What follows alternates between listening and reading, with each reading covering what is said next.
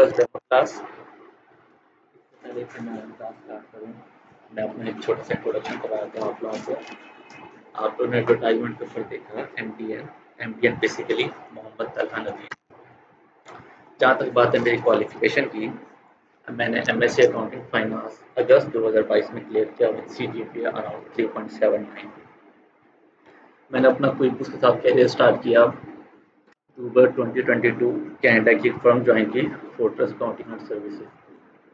Later on अब मैं लाहौर में एक प्राइवेट कंपनी में मैनेजर अकाउंट्स की रिस्पॉन्सिबिलिटी परफॉर्म कर रहा हूँ।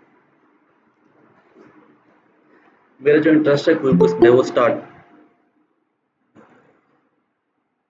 मेरा जो इंटरेस्ट क्विक बुक्स में स्टार्ट हुआ था अक्टूबर 2022 से स्टार्ट हुआ था। उसके बाद मैंने स्टिल अभी तक 3 सर्टिफिकेशन ली हैं इनकी, अकाउंटेंट, एडवाइजर लेवल 1 और रिसेंटली क्लियर किया है मैंने ट्रेन बुक कीपर की। अब बेसिकली मेरा ये quick books online accountant course launch करने का मकसद जस्ट जो हमारी कॉमर्स की यूथ है उसको एम्पावर करना है। आप क्विक बुक्स सीखने के बाद जो फिलहाल अपनी यूथ हमारी कॉमर्स की पढ़ रही है, स्टडीज़ कर रही है, वो जो फ्रीलांसिंग में भी इन्वॉल्व है, वो अपनी कोई दूसरी सर्विसेज फ्रीलांसिंग प्लेटफॉर्म पे दे सकती है, डायरेक्ट क्लाइंट्स को एंगेज करके, इंटरनेशनल क्लाइंट्स को। इन केस आप डायरेक्ट एंगेज नहीं कर सकते तो पाकिस्तान में बहुत सारी ऐसी फर्म्स हैं जो बाहर बैठ के ऑपरेट पाकिस्तान में कर रही हैं। एग्जांपल मैं 2 दे सकता हूँ आपको, एक भावलपुर में फोर्ट्रेस के नाम की, एक लाहौर में जज्बा के नाम की। तो आप इन फर्म को ज्वाइन कर सकते हैं, जिसके बाद आप क्या कर सकते हो, जो सर्विसेज ये फर्म दे रही हैं आप उनको अपनी सर्विसेज दे सकते हो। अब मैंने जो ये कोर्स है इसकी एक नॉर्मल सी फीस रखी है। मैं इसको फ्री भी कर सकता था, फीस इसलिए रखी है कि इसमें आप पे करोगे, आप इंटरेस्ट लोगे और मुझे पेमेंट मिलेगी। मैं भी अपनी रिस्पॉन्सिबिलिटी के साथ शेड्यूल के मुताबिक लेक्चर्स दूंगा।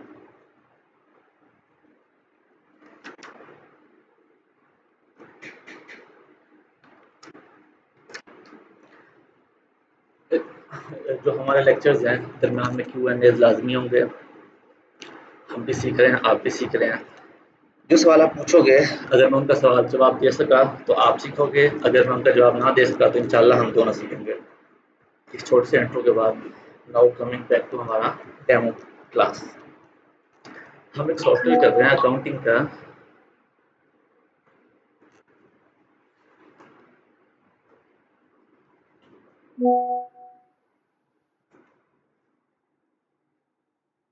हम क्योंकि सीख रहे हैं अकाउंटिंग का सॉफ्टवेयर है तो हमारी बेसिक्स होनी चाहिए कुछ।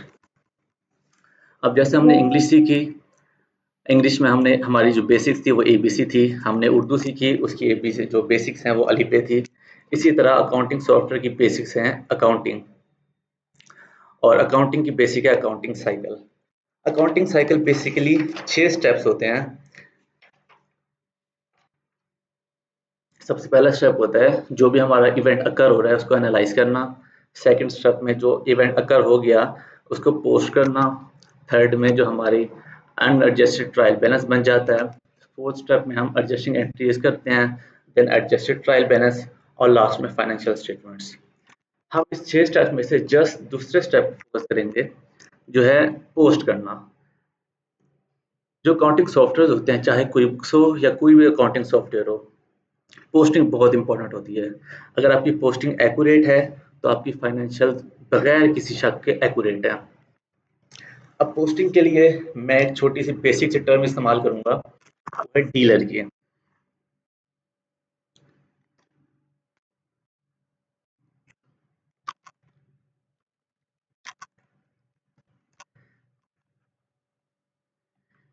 अब जो डीलर की टर्म है इसके 2 पार्ट हैं। एक है डीईए एंड सेकंड है एलईआर।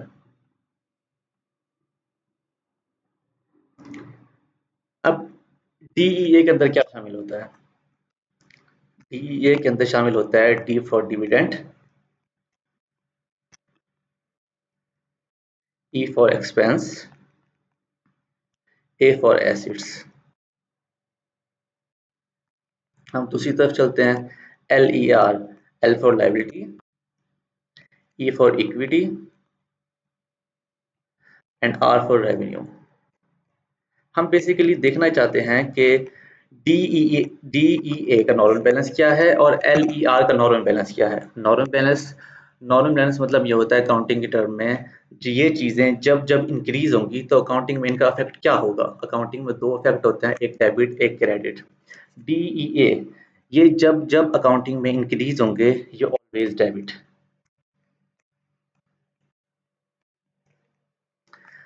और एलईआर ये अकाउंटिंग के अंदर जब जब इंक्रीज होंगे ये ऑलवेज क्रेडिट। ये हो गया इनका नॉर्मल बैलेंस। अब हम आते हैं एबनॉर्मल बैलेंस की तरफ। एबनॉर्मल बैलेंस ये जब जब डिक्रीज होंगे ये क्रेडिट होंगे, एल ए आर जब जब डिक्रीज होगा ये डेबिट होगा। अब आप कहते हो जनाब हमें समझ आ गया expense assets increase debit decrease credit, liability equity revenue increase credit decrease debit. आप लोग सारे कॉमर्स के स्टूडेंट्स हो तो आप लोग कहोगे सर ये तो हमें समझ आती है, बट जो ये आपने डिविडेंड दिया है,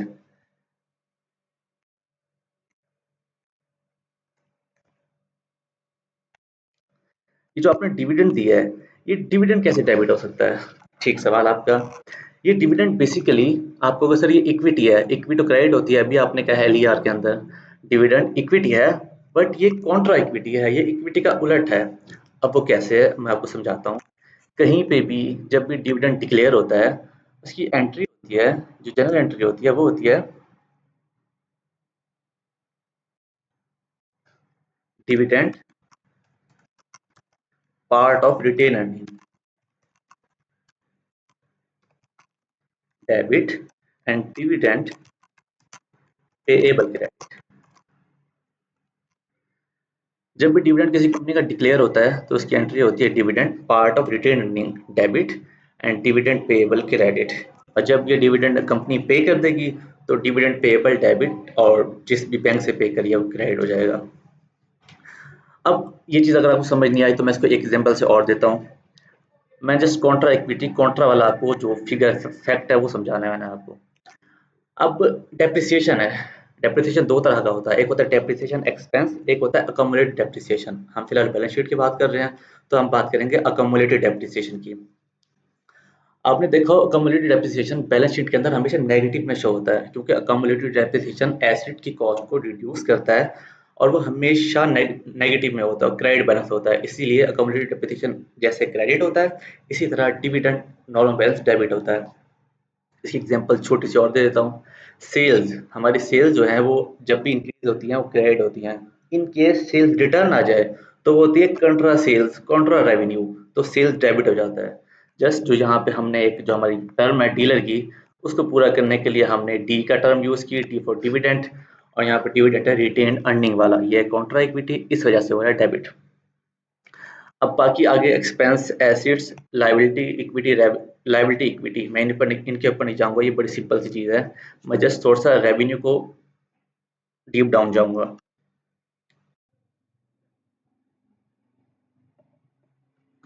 रेवेन्यू दो किस्म का होता है, एक होता है सर्विस रेवेन्यू, सेकंड होता है sale of product income revenue. Service revenue मैं सर्विसेज दे रहा हूँ आप लोगों को, सिंपल उसकी एंट्री होगी कैश डेबिट, जो भी हमारा रेवेन्यू का अकाउंट है credit. Sale of product income, sale of product income के अंदर हम अपनी खरीदी हुई चीज़ें रीसेल करते हैं। जब हम वो चीज़ परचेज करते हैं तो हमारी एंट्री होती है इन्वेंट्री एसेट डेबिट और हमारा कैश अकाउंट या बैंक अकाउंट क्रेडिट। एंड जब ये चीज़ बेच रहे होते हैं, अब हमने कोई एक चीज़ परचेज की थी, अब हम रीसेल कर रहे हैं, हमने चीज़ सेल की 10 क्वांटिटी सेल की एट द रेट 100 रुपये, एंट्री हुई कैश डेबिट, और जो भी हमने सेल की sale of product income credit at the rate 1000 rupees.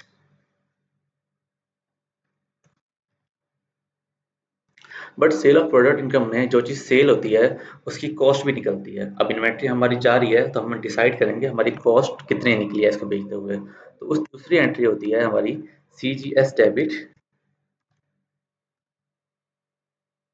And inventory asset credit, जो हमने परचेज करते हुए एंट्री की थी अपने। बट हमें डिसाइड ये करना है कि सी जी एस हम कैसे तय करेंगे कि इस आइटम को बेचते हुए ये सी जी एस लगी है। अब सी जी एस को कैलकुलेट करने के तीन तरीके होते हैं। एक तरीका होता है लाइफो, एक होता है फाइफो और तीसरा होता है एफओ। लाइफो,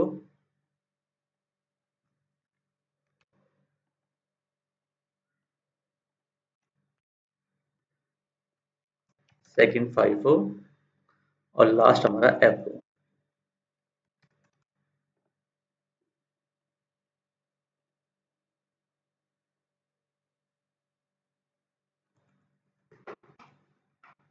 अब जस्ट सपोज मैं एक एग्जांपल के साथ तीनों चीजें समझाऊंगा।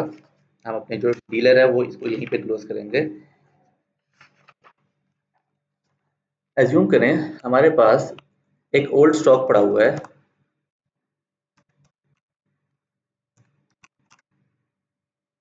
20 क्वांटिटी एट द रेट 200 रुपये। हमने ये क्वांटिटी खरीदी थी 200 रुपये के ऊपर। हमारे पास न्यू स्टॉक है इसी का, new stock 10 quantity eight the rate 220 रुपये। अब पहले तो हम इसकी एंट्री करेंगे, हमारी सेल की एंट्री क्या होगी। हमने सेल की 25 क्वांटिटी एट द रेट 40 रुपये। हमने सेल की sale of 25 items at the rate 400 rupees.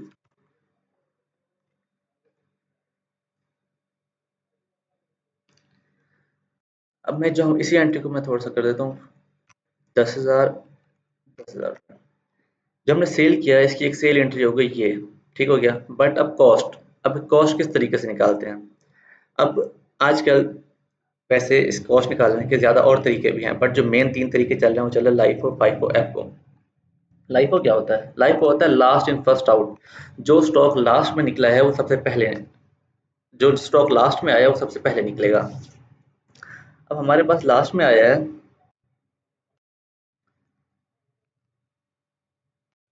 हमारे पास लास्ट में आया है ये 10 एट द रेट 220। हम आइटम सेल कर रहे हैं, sorry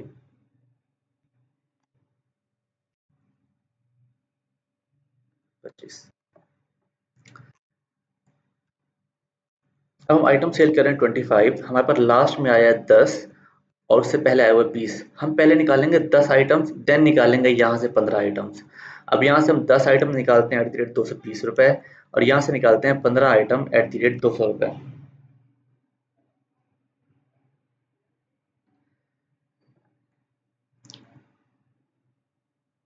10 item eight the rate 220 रुपये बनता है 2200 रुपये और 15 आइटम एट द रेट 200 रुपये बनता है 3000 रुपये। ये टोटल बनता है हमारे पास 5200 रुपये। अब पहले लाइफो वाले मेथड के मुताबिक जो हमारी एंट्री होगी वो होगी CGS eight the rate 5200 and inventory asset eight the rate 5200। अब दूसरा मेथड है फाइफो। फाइफो में फर्स्ट इन फर्स्ट आउट, जो सामान पहले आया था वो पहले निकलेगा। अब हमारे पास पहला सामान आया था 20 एट द रेट 200, देन आया 10 एट द रेट 220। हमने 25 आइटम सेल करने हैं तो हम पहले 20 एट द रेट 200 उठाएंगे, देन हम उठाएंगे नीचे से 5 आइटम एट द रेट 220 रुपये। ये टोटल बनेंगे 5100 रुपये। तो एंड इसकी एंट्री होगी एज पर फाइफो, जो हमारी इन्वेंट्री आउट होगी वो होगी CGS 5100 and inventory acid 5100। Third method में ऐसे करते हैं कि हमारे पास जितना स्टॉक पड़ा हुआ है उसकी overall value divide by total quantity available. अब हमारे पास पहले पड़ा हुआ है 200 एट द रेट 20 रुपये, ये बनता है 4000 रुपये। और जो दूसरा है हमारे पास 10 एट द रेट 2200 रुपये, ये हमारे पास बनता है 2200 रुपये का। टोटल आइटम हो गया हमारे पास 6200 रुपये। ठीक है, इन दोनों को मिला लें तो हमारे टोटल स्टॉक की जो कॉस्ट है वो होगी 6200 रुपये। हमने पर यूनिट प्राइस निकालनी है, हम पर यूनिट प्राइस निकालेंगे 6200 डिवाइडेड बाय जो हमारे टोटल क्वांटिटी है 30। हमारे पास पर यूनिट प्राइस जो निकलेगी वो निकलेगी 206.67। हम इसको 207 कर लेते हैं। अब एफको के मुताबिक जो हमारी एंट्री होगी वो होगी CGS, हम बेच रहे हैं 25 आइटम एट द रेट 207, मतलब जो कॉस्ट है हर आइटम की 207 रुपये पड़ रही है हमें। 25 मल्टीप्लाई बाय 207, ये हो गया 5175 रुपये। एंड इन्वेंट्री एसिड 5175 रुपये।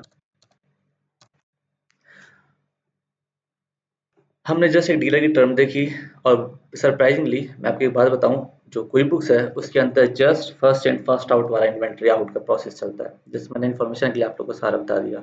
मैं डीलर को रिपीट कर लूँ, उसके बाद हम क्विक बुक्स पे चलते हैं।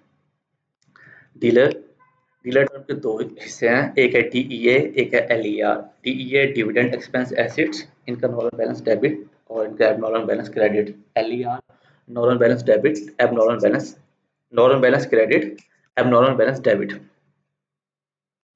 रिटेन अर्निंग डेबिट क्यों होती है? वो इसलिए होती है क्योंकि ये कॉन्ट्रा इक्विटी है।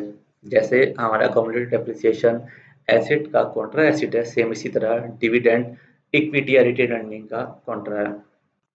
रेवेन्यू रेवेन्यू के अंदर दो टाइप होता है, एक होता है सर्विस रेवेन्यू, एक होता है sale of product income revenue. Service revenue simple just एक एंट्री होती है उसकी, आपने किसी को सर्विसेज दी, उसकी आप एंट्री करोगे, कैश आएगा आपके पास और जो भी आपका अकाउंट का नाम है सर्विसेज का वो क्रेडिट हो जाएगा। सेल ऑफ प्रोडक्ट इनकम, उसकी पहली एंट्री तो सेम होगी जैसे सर्विस में हुई है, बट उसकी दूसरी क्योंकि हम एक आइटम परचेज करके रीसेल कर रहे हैं तो उसकी हम कॉस्ट निकालेंगे कि एट व्हाट कॉस्ट हम इसको बेच रहे हैं। हमने एट व्हाट कॉस्ट सेल कर दिया, बट हमने एट व्हाट कॉस्ट इसको परचेज किया था हमने, वो हमें निकालना होता है। जो जिस प्राइस पे हमने चीज़ सेल की है माइनस जिस प्राइस पर हमने चीज़ परचेज की थी, जो डिफरेंस निकलेगा वो ग्रॉस प्रॉफिट होता है हमारा प्रॉफिट लॉस के अंदर। हमने तीन मेथड देखे हैं, लाइफो, फाइफो, एफको। लाइफो के अंदर लास्ट इन फर्स्ट आउट, जो सामान लास्ट में आया है सबसे पहले निकलता है वो। फाइफो के अंदर फर्स्ट इन फर्स्ट आउट, जो सामान सबसे पहले आया है वो सामान सबसे पहले निकलता है। और एफओ के अंदर टोटल कॉस्ट ली जाती है, उसके बाद उसको डिवाइड बाय 30 कर दिया जाता है, मतलब डिवाइड बाय क्वांटिटी कर दिया जाता है, पर यूनिट प्राइस आ जाती है और हम जितनी क्वांटिटी बेच रहे हैं उसकी पर यूनिट प्राइस से मल्टीप्लाई करेंगे तो हमारी कॉस्ट निकल के आ जाएगी। ये हमारी सिंपल एक जस्ट मैंने बेसिक्स आपको रिपीट करने के लिए डीलर टर्म आपको डिटेल में बता दी। अब हम डायरेक्ट अपने क्विक बुक्स के ऊपर जाएंगे और हम अभी देखेंगे कि क्विक बुक्स क्रिएट कैसे करते हैं। क्विक बुक्स क्रिएशन के दो तरीके होते हैं, एक अकाउंटेंट किस तरह क्रिएट करता है क्विक बुक्स, दूसरा एक आम बंदा या कोई भी कंपनी वाला ओनर किस तरह क्रिएट करता है।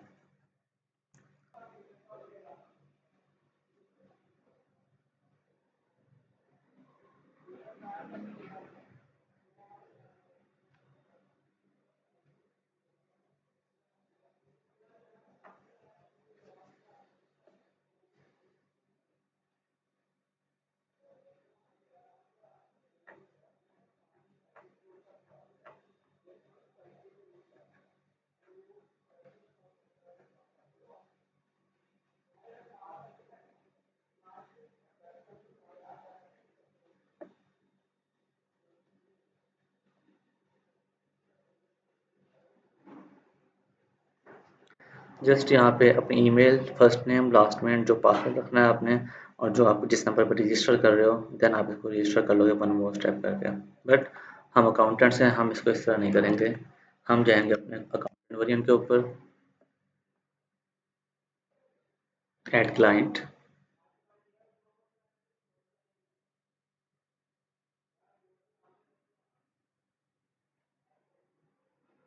बिजनेस नेम है हमारा QBOA, quick online accountant batch 2। Email डालते हैं हम QBOA@gmail.com।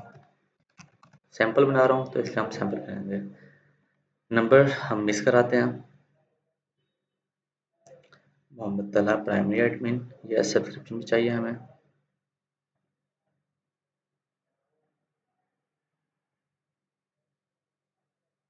हमने एडवांस चाहिए हमें। नेक्स्ट,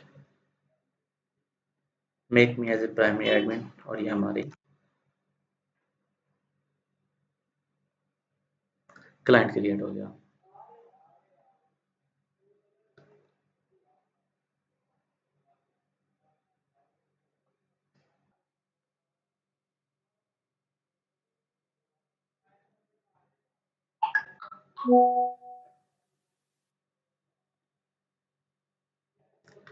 अब हम इसकी सेटिंग करनी है इसकी। ये हमारी एजुकेशन ट्रेनिंग है, हमारा बिजनेस किस टाइप का है, हमारा सोल ट्रेडर है, हम बिजनेस में कितने साल से हैं, हम 1 से 2 साल से हैं। नेक्स्ट,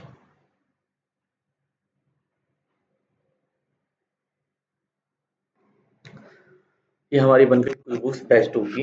अब इसके अंदर मैं आप लोगों को ऐड करूँगा, जो 2-3 लोग हो आप लोग, और जो भी असाइनमेंट्स होंगी आप लोगों की, वो आपने उस पे करनी होंगी। तो जो-जो असाइनमेंट होगी उसके नाम से हम इसको देखेंगे, किसने कैसी की है और इसके ऊपर हम काम करेंगे। हम जो भी अपने बाकी लेक्चर्स लेके चलेंगे, हम इसी क्यूबीओ ए बैच 2 के ऊपर लेके चलेंगे, जो भी प्रैक्टिसेज़ होंगी हमारी। अब मलिक उसामा, रिहान, उसैद, जो-जो भी इधर हो वो अपना ईमेल आईडी मुझे भेज दो। मैं आप लोगों को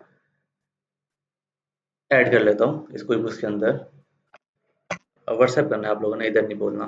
मैं आप लोग को ऐड कर लेता हूँ और आप लोगों के पास इनवाइट चला जाएगा, आप उसे एक्सेप्ट करो। एक्सेप्ट कैसे करना है उसको प्रोसेस में बता देता हूँ।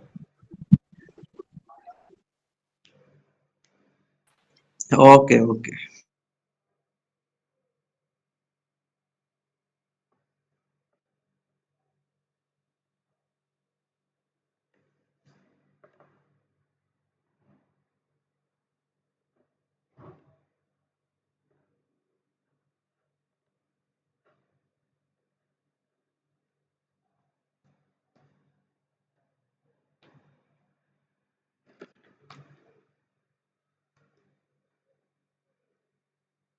आप लोग मुझे जब ईमेल्स अपने शेयर करोगे, मैं आप लोगों को इनवाइट भेजूंगा, आप लोगों की ईमेल के ऊपर इनवाइट आएगी। वहाँ पे एक आ रहा होगा ब्लू कलर में लेट्स गो, आप उस पर क्लिक करोगे। देन आप लोग एक, वो पूछेगा आपसे कि ऑलरेडी कोई बुक्स है आप लोगों के पास या नहीं है। आप लोगों ने क्रिएट न्यू करना है, देन अपना पासवर्ड और मोबाइल नंबर सेट करना है, और आप लोग जो कोई बुक्स है एज इट इज आप लोग ऐड।